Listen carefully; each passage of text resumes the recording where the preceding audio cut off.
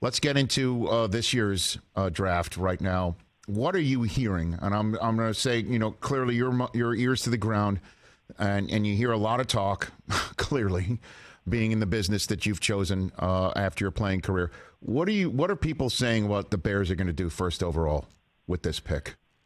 Jordan? Well, I'm not sure. I think the most logical thing is, Justin has had, I think, 2 different coordinators, right?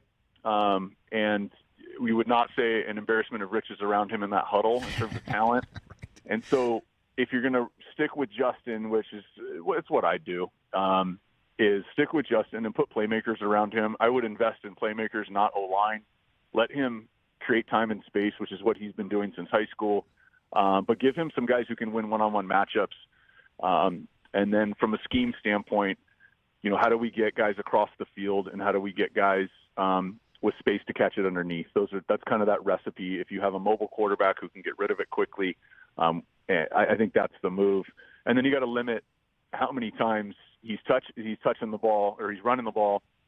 And on top of that, he's got to evolve his game where he's not putting himself in harm's way. One of the things that doesn't get talked a lot about is, Russell Wilson for all those years used his legs as good as anybody, won more games in the NFL in his first 8 seasons than any quarterback.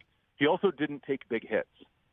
And Josh Allen early in his career took big hits. He's gotten better at not taking big hits. It's actually a thing you can get better at, but it's a thing you can only get better at in games because we can't simulate it or practice it. I don't have any drills. I don't tackle guys out here. Right. And so he has to evolve his running style. And ironically, a player who, if I was working with Justin, I would tell him, watch this guy's tape. And I've talked to a couple receiver clients and told them to watch this guy's tape. It was Matt Forte. I played with him in Chicago, and as good as he was, I never really saw him get smoked. He just kind of ended up not taking big hits ever. So I think it's a learned trait, and if Justin can improve there, if they can improve the skill sets around him, then I don't think they need to roll the dice. And I'm not saying these quarterbacks are a dice roll, but drafting a young guy is a dice roll. When you've got a guy with really another 2 years until you have to decide on him, I think you roll with him. Well, and I totally agree with you on that front, Jordan, but the way this business works, that to help Justin Fields the most, you've got to make it seem like you might not stick with him. Thus, you get the first overall pick traded for the absolute most you can get. Unless you fall in love with Will Anderson or Jalen Carter, then pull the trigger on them right off the bat and go to work. So the question is are the top guys in this class, and I know you are coaching some of them up right now. Do you think that they are top first overall pick worthy, Jordan? I do. I think, I've been watching Bryce Young since he was little. And, his size is going to scare some people away. We'll see what the smoke screens end up shaking out. Who is okay with his size and who is not, that's probably not going to come out.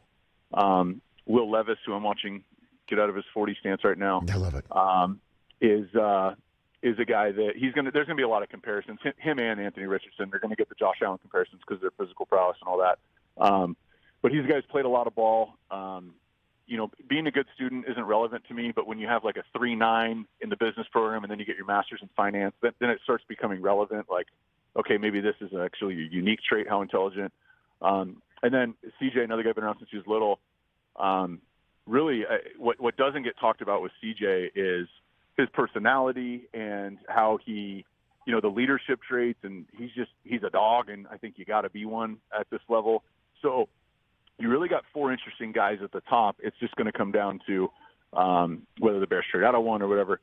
Is a team okay with Bryce's size because the game tape is just so exceptional and the level he's played at really his entire career, going back to his first high school he went to, all the way through Bama, has been at such a high level playing for Bill O'Brien, who's now an offensive coordinator in the league again.